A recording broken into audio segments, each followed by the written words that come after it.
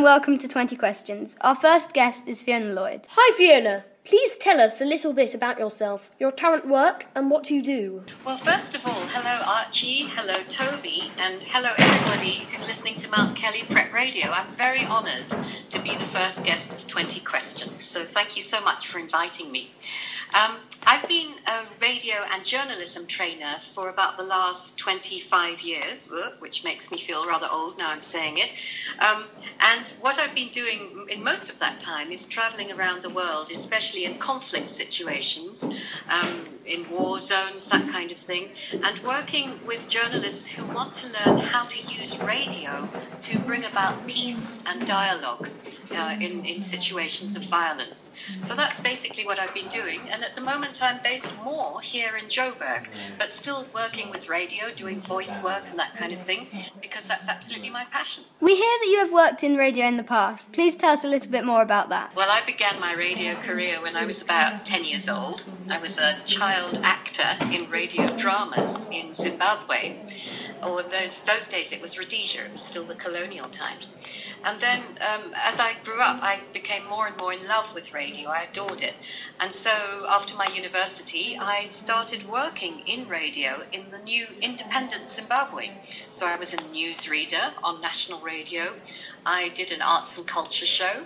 And then I also did an early morning wake-up show, which was great fun because I could choose all my own music. So what kind of radio shows did you do? Well, the arts and culture one was really interesting because in the early days of independence in Zimbabwe, there was a lot going on. So I used to go out in my rattly old Renault 4 in all weathers at the weekends and interview musicians and drama people and artists and sculptors, that sort of thing. And I loved it. I absolutely loved it. And from there, I started working for BBC Africa Service and BBC World Service and sharing my love of Zimbabwe African culture with a wider audience. Do you have any tips for young radio presenters? Oh, that's a great question.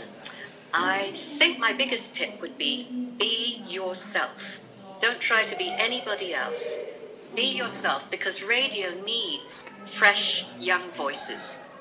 And also talk to one special listener. You know, sometimes when people are new on radio, they think that they're broadcasting to the whole nation.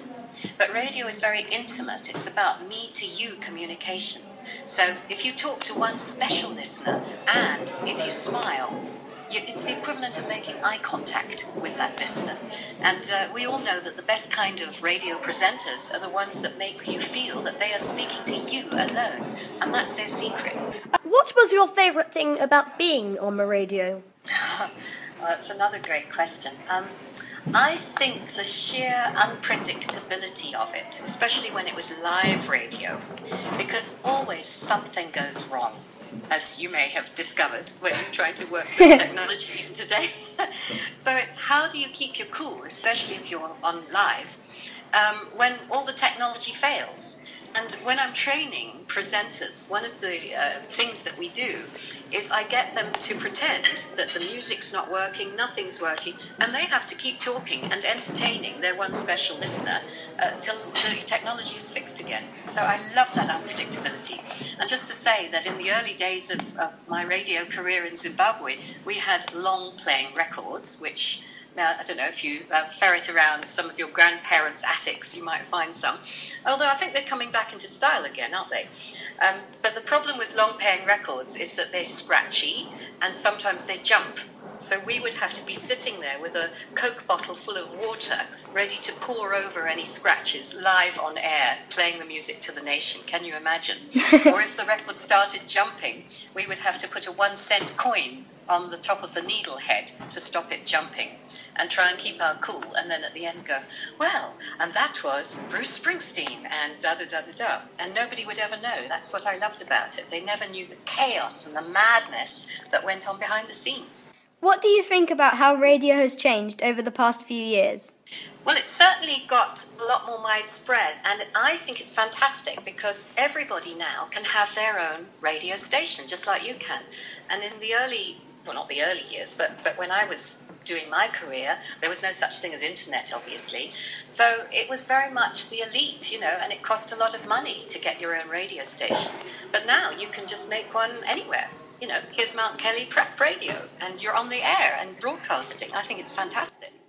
What is the radio like in South Africa, where you live? Well, we have a very vibrant radio sort of climate here, really. I think because South Africans love to discuss politics, and all sorts of other things too. So talk radio is really fantastic. And when South Africa made its transition from the old apartheid era into a new democracy at the time of Mandela, it was quite difficult for people from different backgrounds to even meet and talk to each other because of the history. But on radio, they could do that. And that's still very strongly so. But of course, there's loads of music, fantastic music, radio here too. What kind of music does South African radio play? Well, I don't know if you've heard of Bakanga. I'll try and do it with a proper click. Bakanga music. You have to do a bit of a click, and I've not got my water next to me, otherwise I'd be able to do a good one. But that's a traditional style involving very fast Zulu guitar, so people love that. But there's also Kwaito music, which is like rap, hip-hop, that sort of thing.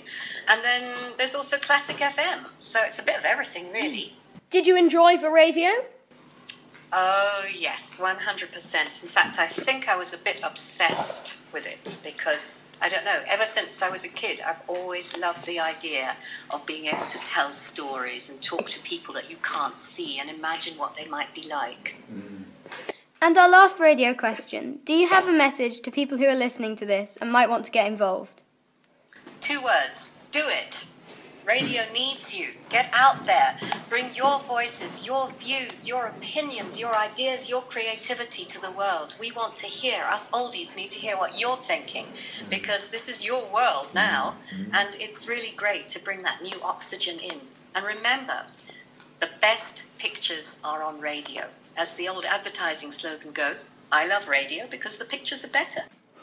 Now, on to our 10 set questions. We asked everyone who joins us on 20 questions. What's your favourite song? I had to think about this one a bit because these questions are really thought-provoking. But in the end, the one I had to say is singing Carey. What is your favourite chocolate bar? Well, I don't know the name of it, but there's a delicious orangey creamy one that I had in Italy once on holiday. So if anyone knows what it is, please can they immediately phone in or write into the radio station and let me know what it is and where I can get it again. What's your favourite book? Sure, you're asking the deep questions here. How can I choose one favourite book? The book I couldn't live without would probably be Middlemarch by George Eliot, because it's a whole world in a novel.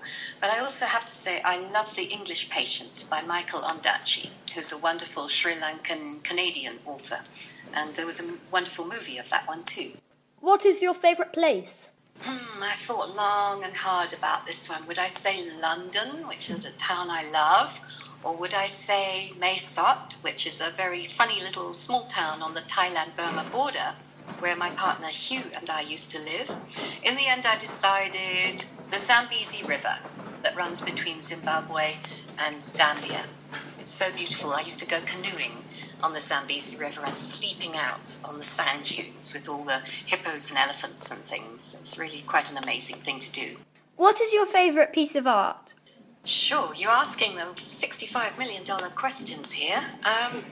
Again, I had to think long and hard about this. I'm rather fond of a rather wobbly ashtray that my sister made at school when she was 4 or 5 years old. So that's got pride of place on the kitchen mantelpiece. But I think next to that would be a very ancient, small sculpture. It's so beautiful, 13,000 years old, which you can see in the British Museum, and it's a sculpture of swimming reindeer. And the reason I love it is that even 13,000 years ago, in the Ice Age, artists were wanting to create, wanting to make something of the world that they saw around them. What is your favourite country? Again, it's a toss-up between Zimbabwe, where I grew up, and where I lived till I was sort of 35-ish, and really, which is my home in many ways, as well as England, and Burma, where I worked for many years, sometimes undercover, with the pro-democracy movement there. And now Burma is free. It's now known as Myanmar. You can read up about the history of it. And it's a whole new dawn there. So I'd love to go back there and work there, maybe even live there for a while. What is your guilty pleasure? Oh, wow. I have to be careful with this one because I do have to remember I'm supposed to be maybe setting an example of some kind. So maybe I just have to choose which would be my guilty pleasure to make public. I think it would be lying in bed all day on a Sunday and watching really old movies all day long. All my favourite old movies. What is your favourite food? I love Thai food. It's very hot and spicy. It's delicious. But I think any food that's cooked with lots of love and eaten with somebody that you love yourself, and maybe in a beautiful place under the stars or by a beautiful river. It's all about the atmosphere, isn't it, and the people that you're with. Describe the place you live. Well, I live in Johannesburg, which is supposed to be one of the most dangerous cities in the world, they tell us. So if you hear police sirens going on in the background here, then you'll know why. But actually, it's quite an interesting city. If you look at it, it's really perched quite high up on a plain, really, on the high veld, we call it. So the air is quite thin here, and the summer is beautiful, but never too hot. The winter can be quite cold. It's not a beautiful city by any means. It's an old mining town, and it still has that mentality. But it's a kind of marketplace where everybody comes to, so there's a rhythm and energy about it, which I like, even though it is a bit sort of a weird place to choose to live. Cape Town is supposed to be much more beautiful. Why did you choose to live there? Well, that's a good question. I suppose it chose us, really, in a way. I moved to South Africa in 1993, the beginning of, because my partner, Hugh, who is a writer, was living in exile in Zimbabwe because of the political situation in South Africa. He's a former political prisoner and was an anti-apartheid peaceful protester. So he lived away from his country for many, many years. And then when Mr. Mandela came from jail and South Africa was on the way to transition to democracy, my partner Hugh was allowed to come home. And Johannesburg was the place where he got a job. He was also a journalist and a journalism trainer. And so I left my home in Zimbabwe to come and be with him in his old home. So that's why we ended up in Joburg. It was quite an interesting time to arrive, I must tell you. Thank you for joining us on 20 Questions.